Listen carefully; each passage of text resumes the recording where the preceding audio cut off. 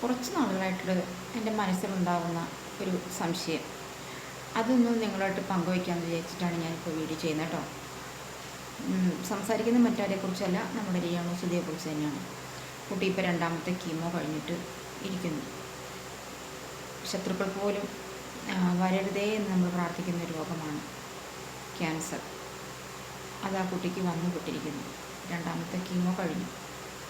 അപ്പോൾ എൻ്റെ സംശയം മറ്റൊന്നുമല്ല, കുട്ടി പറയുന്നുണ്ട് 10ാം ക്ലാസ്സിലോ 15 വയസ്സിലോ കൊണ്ട് മറ്റോ ബ്രസ്റ്റിൽ ഒരു തടിപ്പ് കണ്ടതാണ്.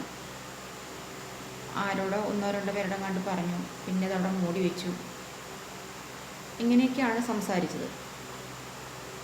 അതുപോലെ തന്നെ ഇപ്പോൾ എത്രയോ ആളുകളുടെ ഭാഗത്തു നിന്നും നെഗറ്റീവ് ഒരുപാട് വാരിക്കൂട്ടി. ആ മോള് ഇങ്ങനെയൊക്കെ ആയിരുന്നില്ല ചെയ്യേണ്ടിയിരുന്നത് അല്ലേ.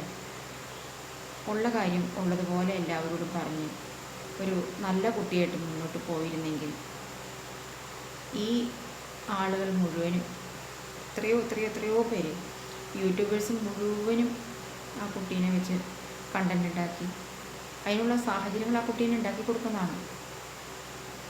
എന്തെങ്കിലും ഇങ്ങനെ എന്താ പറയുക, ആ വായി തോന്നുന്ന കോതയ്ക്ക് പാട്ട് എന്നപോലെ പറയും.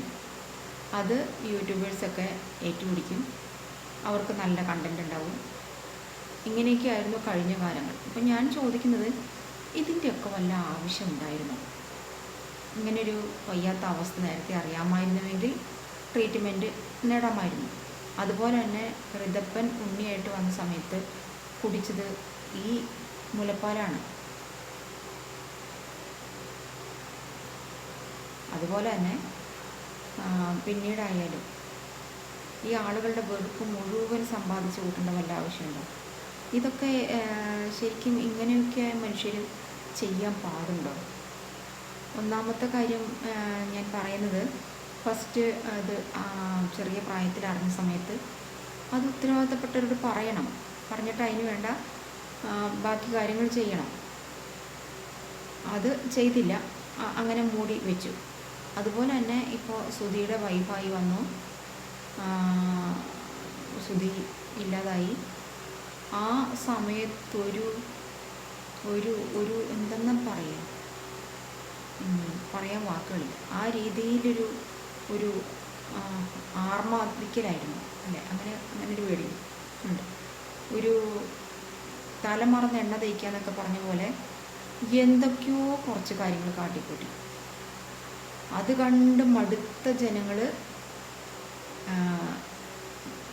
ചീത്ത വിളിക്കാനും തുടങ്ങി. ഈ ചീത്ത വിളിയുടെയും ഇത് കേൾക്കേണ്ട ആവശ്യം ഉണ്ടായിരുന്നു എന്ന് ഞാൻ എൻ്റെ മറ്റൊരു സംശയം. അവനവൻ്റെ ഇപ്പോൾ ഏത് ആൽബത്തിൽ അഭിനയിച്ചോ അതൊന്നും അല്ല ഇതിന് വിഷയം.